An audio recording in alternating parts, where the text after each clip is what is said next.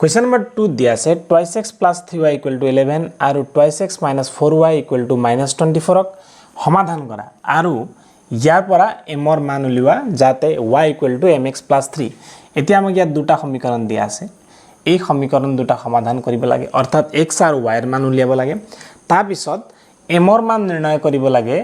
যাতে কি বুলি কৈছে y equal to mx বুলি কৈছে এই সমীকৰণত তাৰ পিছত আমি x আৰু y ৰ মান পাতে দিলে m ৰ মান ওলাব বুজিছানে গতিকে প্ৰথমতে আমি কি কৰিব লাগিব সমীকৰণটো সমাধান কৰো সমীকৰণে কি দিয়া আছে 2x plus 3y equal to 11 ইয়াক সমীকৰণ নম্বৰ 1 বুলি দিও তাৰ পিছত 2x minus 4y equal to minus 24 দিয়া আছে ন ইয়াক সমীকৰণ নম্বৰ 2 বুলি দিও এতিয়া চোৱা মই সমীকৰণ 1 বা সমীকৰণ 2 ৰ পৰা যিকোনো এটা সমীকৰণ লৈ লম সমীকৰণ 1 ৰ পৰা সমীকৰণ 1 ৰ পৰা পাও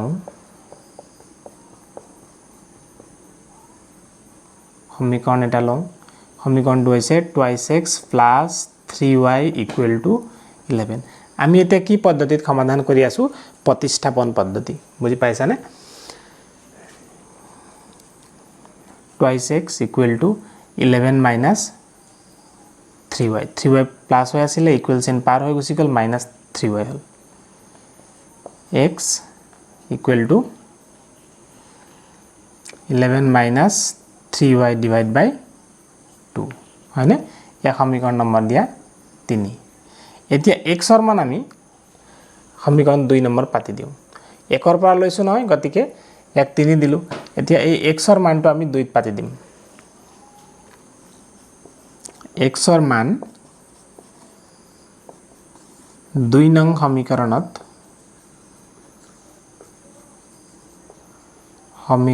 বহুৱাই পাও 2 নম্বৰ সমীকৰণটো কি দিয়া আছে 2 into x নহয় নে x ৰ মানত আমি বহুৱাম 11 minus 3y divided by 2 minus 4y equal to minus 24 হয়নে এতিয়া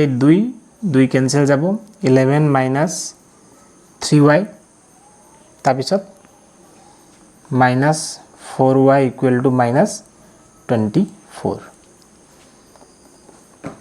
minus 3y minus 4y হলে minus 7y equal to minus 24 11 plus আছে গতিকে ইকুৱেল চিন পাৰ হৈ গলে minus 11 হৈ যাব minus 7y equal to কিমান পাম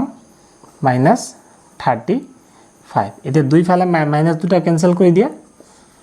7y equal to কিমান পাম 35 তেতিয়ালে ইয়াৰ পিছৰখিনি মই ইয়াত কৰি দিছো y ৰ মান আমি কিমান পাব পাৰো y equal to 35 divided by 7 therefore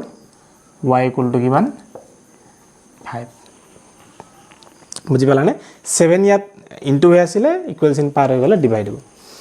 এতিয়া আমি y ৰ মান যে পালো এই y ৰ মান এতিয়া আমি 3 নম্বৰ সমীকৰণত বহুৱাই দিলে x ৰ মান লাভ এতিয়া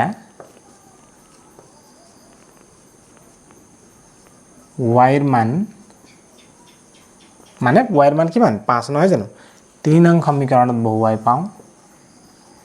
3 নং সমীকৰণত বহুৱাই পাও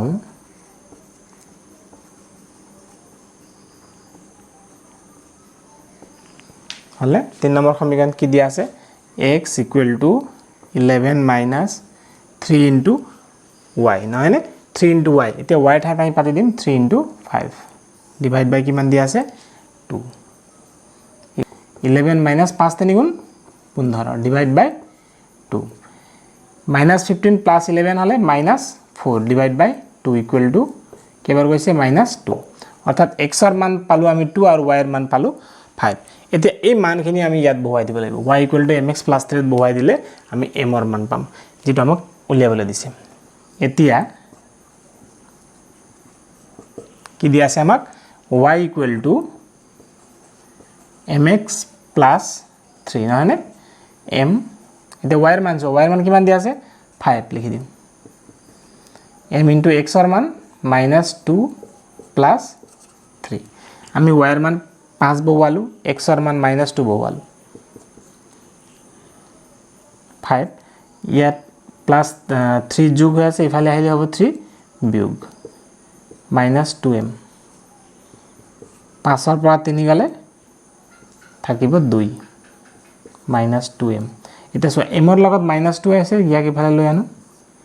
2/-2 = m m = কিমান পাম তেতিয়ালে -1